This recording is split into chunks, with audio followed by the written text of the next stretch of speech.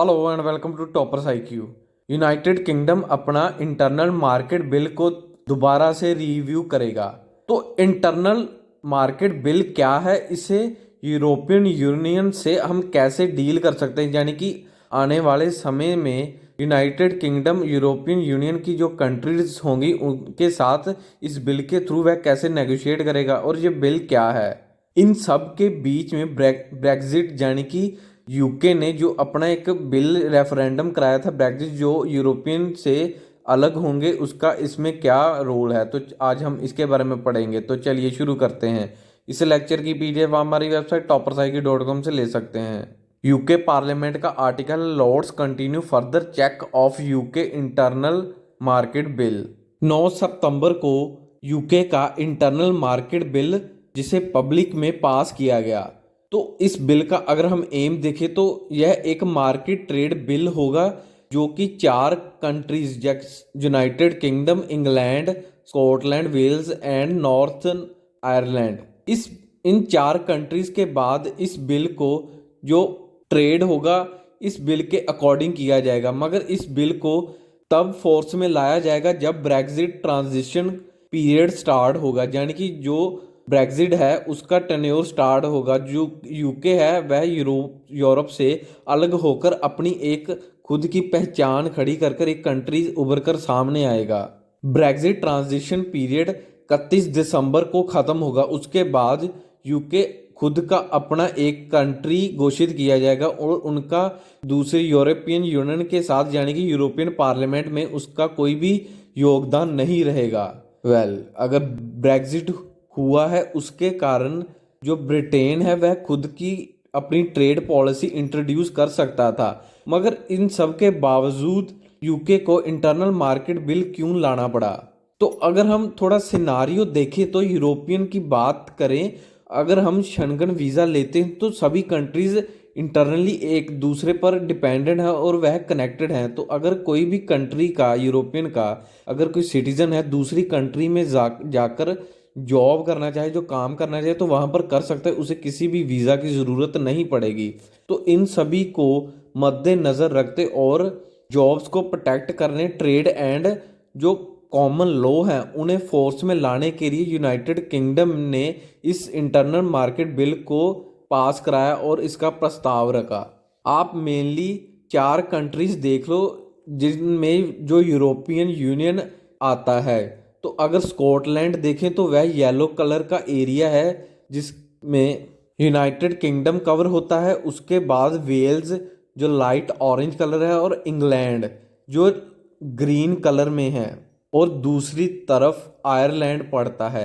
और इन सब के बीच में अब से यानी कि जो नया साल चढ़ेगा 2021, तब से इन तीनों देशों में एक एग्रीमेंट साइन होगा कि एक अलग से अपने जो ट्रेड डील हैं उन्हें साइन करेंगे।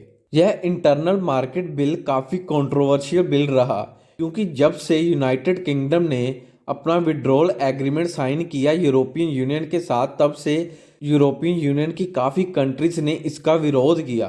तो अभी करंट सिनारियो देखें तो 9 नवंबर को इस बिल को House of Lords of the United Kingdom जो यानी कि उनका जो पार्लियामेंट है वहाँ पर वोटिंग के थ्रू इस बिल को पास किया गया। तो हाउस ऑफ लॉर्ड में 433 टोटल वोट्स है, उनमें से 165 जो वोट्स है उन्हें अगेंस्ट बिल के अगेंस्ट मिली और 433 वोट्स बिल के पक्ष में दी गई। इन सब के बीच में ब्रेक्जिट कहीं पर अपना रोल प्ले करता है, यानी यूरोपियन यूनियन और यूनाइटेड किंगडम ने दोनों ने मिलकर एक विड्रॉल एग्रीमेंट साइन किया था जिसे ब्रेक्जिट एग्रीमेंट भी करते हैं। इस एग्रीमेंट के according United kingdom European union से अलग होकर अपनी खुद की जो लॉज यानी कि जहाँ ट्रेड है उन्हें एक इस्टेब्लिश करेगा और उससे ब्रेक्जिट कहा गया है। इस डील को साइन किया गया 24 जनवरी 2020 को। 2018 में इसको रेफरेंडम कराया गया एग्रीमेंट को और ड्राफ्टेड किया गया नवंबर में। फिर एक साल बाद इसे रिवीजन किया गया अक्टूबर 2019 में। इस बिल को कंट्रोवर्शियल बिल भी कहा गया जब House of Lords United Kingdom के वहां पर इस बिल के अगेंस्ट भी काफ़ी वोट्स डाली गई। इस बिल का कहना है और हाउस ऑफ लॉर्ड्स के जो एंटी वोट्स जिन्होंने की, उनका कहना है कि जो ये बिल है क्लोज 42 क्लोज 45 है यूनाइटेड किंगडम का, उसे फोर्स से ख़त्म करेगा। इन क्लोज के अगेंस्ट यह बिल प्रस्ताव किया गया। जब ये बिल पास होगा, इसके थ्रू यूनाइटेड किंगडम का कहना है कि जो हमारी इंटरनेशनल लॉ है उन्हें काफ़ी ब्रेक करेगा, उन्हें काफ़ी नुकसान पहुंचाएगा। क्लोज 42 अलाउ करता है मिनिस्टर्स को कि वह मॉडिफाई और डिस अप्लाई कर सकते हैं exit procedure of article 5 northern Ireland protocol का। और क्लोज 43 अलाउ करता है secretary of state to interpret modify and disapply article 10 of the north Ireland protocol. इन सभी क्लॉज के कारण इस बिल को अपोज किया गया हाउस ऑफ लॉर्ड्स में। नॉर्दर्न आयरलैंड प्रोटोकॉल कहता है जो नॉर्दर्न आयरलैंड है यूरोप का, वह अभी भी यूनाइटेड किंगडम की टेरिटरी रहेगी। मगर इन सब के बावजूद जो नॉर्दर्न आयरलैंड है उसने काफ़ी कंट्रीज के साथ फ्री ट्रेड एग्रीमेंट साइन किया है, ओनली यूरोपियन कंट्रीज के साथ। तो इसके कारण नॉर्दर्न आयरलैंड को काफ़ी नुकसान देखना पड़ेगा, क्योंकि जो उसके गुड्स थे काफ़ी यूरोपियन कंट्रीज में फ्रीली मूव करती थी according to European Union rules. क्योंकि नॉर्दर्न आयरलैंड काफ़ी लंबे समय से यूरोपियन यूनियन के जो रूल्स थे उन्हें फॉलो करके, और भी कई जर्मनी जैसे पोलैंड, हंगरी, उन कंट्रीज़ के साथ उन्होंने एक फ्री ट्रेड एग्रीमेंट साइन किया था। मगर यह प्रोटोकॉल यह भी कहता है कि जो नॉर्दर्न आयरलैंड है वह यूनाइटेड किंगडम की टेरिटरी रहेगी। तो यह एक कंट्रोवर्शियल बिल साबित हुआ, जिसके कारण अब यूके अपना एक ट्रेड एग्रीमेंट, ट्रेड नया बिल लाएगा कि सभी कंट्रीज़ के साथ हम अपना ट्रेड इंक्रीज करेंगे, या उन किसके थ्रू हम करेंगे। इस डील का यूनाइटेड किंगडम पर काफ़ी इम्पैक्ट पड़ेगा। तो ब्रेक्जिट देखें तो ये एक विड्रॉल एग्रीमेंट था यूनाइटेड किंगडम का from the European union and the European atomic energy community. इसे फाइनली 31 जनवरी 2020 को साइन किया गया था। ब्रेक्जिट वर्ड सबसे पहले 2016 में सबके सामने आया जब यूके की इलेक्शन थी। तभी जो पॉलिटिकल पार्टीज थी उन्होंने अपना एक एजेंडा रखा कि हम यूरोपियन यूनियन से अलग होंगे, मगर उन्होंने अपना एजेंडा सिर्फ पावर के लिए, यानी कि उन्होंने प्राइम मिनिस्टर की सीट के लिए इस ब्रेक्जिट डील का एक प्रस्ताव रखा।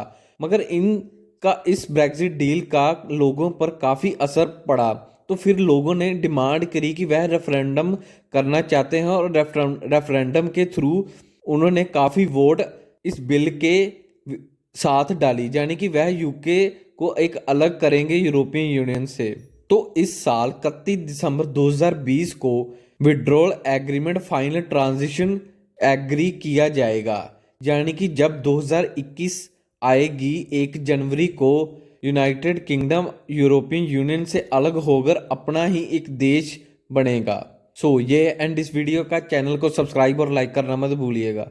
धन्यवाद।